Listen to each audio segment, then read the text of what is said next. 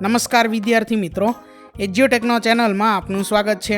આજે આપણે ધોરણ 6 વિષય સામાજિક વિજ્ઞાનની સ્વ અધ્યયન પોથીમાં પ્રકરણ નંબર 6 મૌર્ય યુગ, ચંદ્રગુપ્ત અને સમ્રાટ અશોક તેના તમામ પ્રશ્નોના જવાબની સમજ મેળવીશું।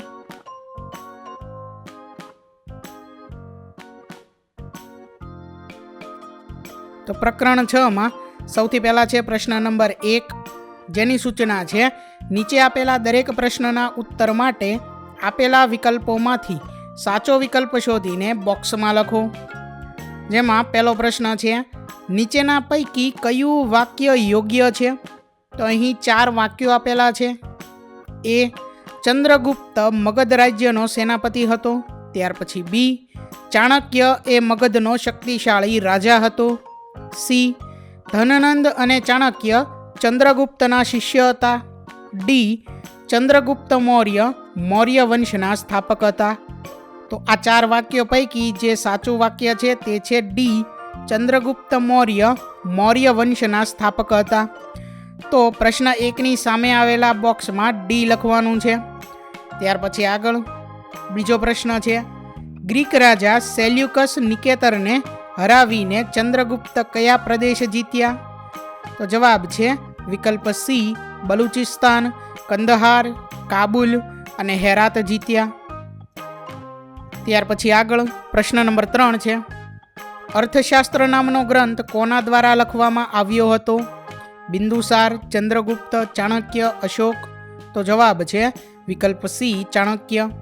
ત્યાર પછી આગળ ચોથો પ્રશ્ન છે મેગસ્થનીસ કોનો રાજદૂત હતો? તો એનો જવાબ છે વિકલ્પ ડી, સેલ્યુકસ। ત્યાર પછી આગળ 5મો પ્રશ્ન છે સુદર્શન તળાવનું નિર્માણ કોના દ્વારા કરવામાં આવ્યું હતું? તો જવાબ છે વિકલ્પ સી, પુષ્યગુપ્ત। ત્યાર પછી આગળ 6થો પ્રશ્ન છે કયા રાજાનો સમયગાળો ઈસવીસન પૂર્વે 273 થી ઈસવીસન પૂર્વે 232 હતો? તો એનો જવાબ છે વિકલ્પ એ, અશોક। ત્યાર પછી આગળ 7મો પ્રશ્ન છે મૌર્ય યુગ સમયનું મગધ રાજ્ય એ વર્તમાન સમયનું કયું રાજ્ય? તો જવાબ છે વિકલ્પ બી, બિહાર। ત્યાર પછી આગળ 8મો પ્રશ્ન છે જો તમારે અશોકનો શિલાલેખ જોવો છે તો તમારે ગુજરાતના કયા જિલ્લાની મુલાકાત લેવી પડશે? તો જવાબ છે વિકલ્પ સી, જૂનાગઢ। ત્યાર પછી આગળ 9મો પ્રશ્ન છે નીચેના વાક્યોમાંથી કયું વાક્ય સાચું છે? તો અહીં જે વાક્ય આપેલા છે એમાંથી સાચું વાક્ય આવશે વિકલ્પ બી, આધુનિક ભારતની મોટાભાગની લિપિઓ બ્રાહ્મી લિપિમાંથી વિકસી છે। ત્યાર પછી આગળ 10મો પ્રશ્ન છે નીચે આપેલા જોડ પૈકી કઈ જોડ ખોટી છે? એ, ઇન્ડિકા મેગસ્થનીસ, બી, દીપવંશ અને મણવંશ બૌદ્ધ ગ્રંથો, સી, મુદ્રા રાક્ષસ કૌટિલ્ય, ડી, અર્થશાસ્ત્ર વિષ્ણુગુપ્ત? તો જવાબ છે વિકલ્પ સી, મુદ્રા રાક્ષસ કૌટિલ્ય। ત્યાર પછી આગળ બીજો પ્રશ્ન છે જેની સૂચના છે કે નીચેની ખાલી જગ્યા પૂરો, એટલે કે અહીં જે ખાલી જગ્યાઓ છે તે આપણે પૂર્ણ કરવાની છે। પહેલી ખાલી જગ્યા મૌર્ય વંશના અંતિમ રાજા ખાલી જગ્યા હતા, તો તેનો જવાબ છે બૃહદ્રથ। ત્યાર પછી બીજી ખાલી જગ્યા કલિંગના યુદ્ધમાં ખાલી જગ્યાનો વિજય થયો હતો, જવાબ છે અશોક। ત્યાર પછી ત્રીજી ખાલી જગ્યા ચાણક્યના શિષ્ય ખાલી જગ્યા હતા, તો જવાબ છે ચંદ્રગુપ્ત। ત્યાર પછી ચોથી ખાલી જગ્યા મૌર્ય યુગના વહીવટી તંત્રમાં ચાણક્યએ કુલ ખાલી જગ્યા ખાતાઓ દર્શાવ્યા હતા, જવાબ છે 18। ત્યાર પછી હવે આગળ પ્રશ્ન નંબર 3 જેની સૂચના છે નીચે આપેલ પારિભાષિક શબ્દોની સમજ આપો, એટલે કે અહીં જે પારિભાષિક શબ્દો આપેલા છે તેની આપણે સમજ લખવાની છે। પહેલો શબ્દ છે ગ્રામણી, તો ગામનો વહીવટ સંભાળનાર અને ગ્રામ સભાની મદદથી ગામના કાર્યો ચલાવનાર અધિકારીને ગ્રામણી કહેવામાં આવે છે। ત્યાર પછી બીજો પારિભાષિક શબ્દ છે મહાઅક્ષપટલ, તો મૌર્ય યુગમાં સરકારી દસ્તાવેજો, હિસાબ કિતાબ અને રેકોર્ડ સંભાળનાર મુખ્ય અધિકારીને મહાઅક્ષપટલ કહેવામાં આવતો હતો। આગળ જોઈએ ત્યાર પછી ત્રીજો પારિભાષિક શબ્દ છે રાજુક.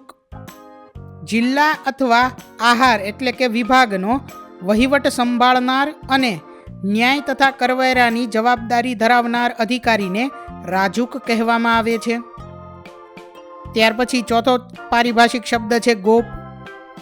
પ્રદેશ અથવા તાલુકાના વહીવટ, શાંતિ વ્યવસ્થા અને કર વસૂલાત માટે જવાબદાર અધિકારીને ગોપ કહેવામાં આવે છે. ત્યાર પછી પ્રશ્ન નંબર 4 જેની સૂચના છે ખોટો શબ્દ છે કી વિધાન ફરીથી લખો. એટલે કે અહીં વિધાનની અંદર જે ખોટો શબ્દ છે તે આપણે ચેકવાનો છે અને સાચું વિધાન ફરીથી લખવાનું છે. પહેલા વિધાનની અંદર મૌર્ય વંશ શબ્દ જે છે તે ચેકવાનો છે, એટલે આપણું સાચું વિધાન બને પુષ્યમિત્ર શૃંગે મગધની ગાદી પર શૃંગ વંશની સ્થાપના કરી. ત્યાર પછી બીજા વિધાનની અંદર બિંદુસાર શબ્દ ચેકવાનો છે, એટલે આપણું સાચું વિધાન બને ઈસવીસન પૂર્વે 232માં અશોકનું અવસાન થયું. ત્યાર પછી ત્રીજું જે વિધાન છે તેની અંદર ઉર્દુ શબ્દ ચેકવાનો છે, એટલે આપણું સાચું વિધાન બનશે અશોકનો શિલાલેખ પ્રાકૃત ભાષામાં લખાયેલ છે. આગળ જોઈએ. ત્યાર પછી ચોથું વિધાનની અંદર ચંદ્રગુપ્ત શબ્દ જે છે તે ચેકવાનો છે, એટલે આપણું સાચું વિધાન બને બિંદુસાર એ તેના શાસનકાળમાં કોઈ નવો પ્રદેશ જીત્યો ન હતો. ત્યાર પછી પાંચમા વિધાનની અંદર જૈન શબ્દ ચેકવાનો છે, એટલે સાચું વિધાન બને અશોકે પોતાના શાસન દરમિયાન બૌદ્ધ ધર્મને રાજ્યાશ્રય આપ્યો હતો.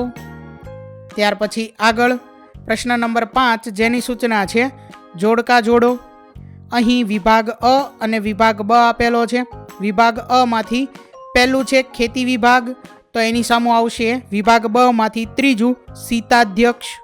બીજું છે ન્યાય ખાતું, તો એની સામે આવશે ચોથું પ્રદેશત્રી. વિભાગ અ માંથી ત્રીજું છે વ્યાપાર ખાતું, તો એની સામે વિભાગ બ માંથી બીજું આવશે પણ્યાધ્યક્ષ. વિભાગ અ માંથી ચોથું છે લશ્કર ખાતું, તો એની સામે વિભાગ બ માંથી પહેલું આવશે સેનાની.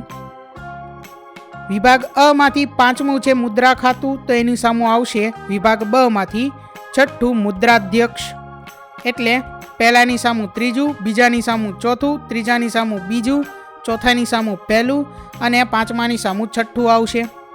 આગળ જોઈએ. ત્યાર પછી પ્રશ્ન નંબર 6 જેની સૂચના છે નીચે આપેલ પ્રશ્નોના જવાબ 1-2 વાક્યમાં આપો.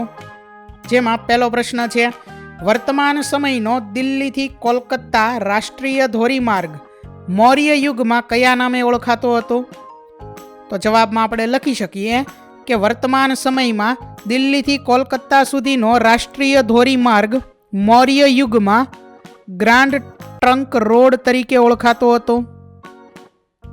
ત્યાર પછી આગળ બીજો પ્રશ્ન છે મૌર્ય યુગ સમયનું કલિંગ રાજ્ય હાલ કયા રાજ્ય તરીકે ઓળખાય છે? તો જવાબ છે કે મૌર્ય યુગનું કલિંગ રાજ્ય વર્તમાન સમયમાં ઓડિશા અથવા તો ઉડીસા રાજ્ય તરીકે ઓળખાય છે. ત્યાર પછી આગળ ત્રીજો પ્રશ્ન છે સમ્રાટ અશોકે બૌદ્ધ ધર્મનો પ્રચાર કયા કયા દેશમાં કરાવ્યો હતો? તો જવાબમાં આપણે લખી શકીએ કે સમ્રાટ અશોકે બૌદ્ધ ધર્મનો પ્રચાર શ્રીલંકા અથવા તો સિલોન, મ્યાનમાર એટલે કે બ્રહ્મદેશ, સિરિયા, ઇજિપ્ત અને મેસેડોનિયા જેવા દેશોમાં કરાવ્યો હતો. ત્યાર પછી આગળ પ્રશ્ન નંબર 4 મૌર્ય યુગનું વહીવટી તંત્ર કયા 3 વિભાગો અથવા તો અંગોમાં વહેંચાયેલું હતું? તો જવાબમાં આપણે લખી શકીએ કે મૌર્ય યુગનું વહીવટી તંત્ર કેન્દ્રીય વહીવટી તંત્ર, પ્રાંતીય વહીવટી તંત્ર અને પ્રાદેશિક એટલે કે સ્થાનિક વહીવટી તંત્ર એમ 3 વિભાગોમાં વહેંચાયેલું હતું. ત્યાર પછી આગળ પ્રશ્ન નંબર 5 ચંદ્રગુપ્તે તેના જીવનનો અંતિમ સમય કોની સાથે અને ક્યાં વિતાવ્યો હતો? તો જવાબ છે કે ચંદ્રગુપ્ત મૌર્યએ તેના જીવનનો અંતિમ સમય જૈન મુનિ ભદ્રબાહુ સાથે કર્ણાટકના શ્રવણ બેલગોડા ખાતે વિતાવ્યો હતો. ત્યાર પછી આગળ પ્રશ્ન નંબર 7 જેની સૂચના છે ટૂંકનોંધ લખો. જેમાં પહેલી ટૂંકનોંધ છે મૌર્ય યુગનું વહીવટી તંત્ર. તો વિદ્યાર્થી મિત્રો અહીં મૌર્ય યુગનું વહીવટી તંત્ર જે છે તેની ટૂંકનોંધ લખેલી છે, જે તમારે જોઈ અને લખવાની છે. ત્યાર પછી આગળ બીજી ટૂંક નોંધ છે મૌર્ય યુગનું પતન. તો અહીં મૌર્ય યુગનું પતન જે છે તેની ટૂંક નોંધ લખેલી છે, જે તમારે જોઈ અને લખવાની છે. ત્યાર પછી આગળ હવે પ્રશ્ન નંબર 8, જેની સૂચના છે નીચે આપેલ વિધાનોના કારણો આપો. જેમાં પહેલું છે કલિંગના યુદ્ધ બાદ સમ્રાટ અશોકનું હૃદય પરિવર્તન થયું. તો અહીં જે વિધાનો છે તેના કારણો લખવાના છે. જેમાં પહેલા વિધાનના કારણમાં આપણે લખી શકીએ કે કલિંગના યુદ્ધમાં ભારે જાનહાનિ અને વિનાશ થયો હતો. યુદ્ધ બાદ અશોકે સ્ત્રીઓ, બાળકો અને નિર્દોષ લોકોનું દુઃખ જોયું. આથી તેના મનમાં ઘોર પશ્ચાતાપ થયો અને યુદ્ધની નિરર્થકતા સમજાઈ. પરિણામે તેણે હિંસાનો ત્યાગ કરી બૌદ્ધ ધર્મ અપનાવ્યો. ત્યાર પછી આગળ બીજું વિધાન છે ચાણક્યને મૌર્ય યુગના પથદર્શક માનવામાં આવે છે. તો ચાણક્યએ ચંદ્રગુપ્ત મૌર્યને રાજકીય અને લશ્કરી તાલીમ આપી. તેની મદદથી નંદવંશનો અંત લાવી મૌર્ય સામ્રાજ્યની સ્થાપના થઈ. ચાણક્યની રાજનૈતિક કુશળતા અને અર્થશાસ્ત્ર ગ્રંથના માર્ગદર્શનથી મૌર્ય સામ્રાજ્ય મજબૂત બન્યું. તેથી તેને મૌર્ય યુગનો પથદર્શક માનવામાં આવે છે. ત્યાર પછી આગળ પ્રશ્ન નંબર 9, જેની સૂચના છે નીચે આપેલ બોક્સમાંથી મૌર્ય યુગ સમયના વ્યક્તિઓના નામ લખો. કે અહીં જે બોક્સ આપેલું છે તે બોક્સની અંદરથી મૌર્ય યુગ સમયના જે વ્યક્તિઓ છે તેના નામ આપણે શોધવાના છે. જેમાં અહીં આવશે બિંદુસાર, ત્યાર પછી ચાણક્ય, સમ્રાટ અશોક, સુશીમ, ચંદ્રગુપ્ત, ધનનંદ. આગળ જોઈએ ત્યાર પછી પ્રશ્ન નંબર 10, જેની સૂચના છે ભારતના નકશામાં મૌર્ય યુગ સમયના અભિલેખોના સ્થળો દર્શાવો. તો અહીં આપણને ભારતનો નકશો આપેલો છે, જેમાં મૌર્ય યુગ સમયના અભિલેખોના સ્થળો દર્શાવવાના છે. તો વિદ્યાર્થી મિત્રો, અહીં મૌર્ય યુગ સમયના અભિલેખોના સ્થળો દર્શાવ્યા છે, જે તમારે જોઈ અને દર્શાવવાના છે. અહીં છે ટોપરા, જે હરિયાણા રાજ્યમાં આવેલું છે.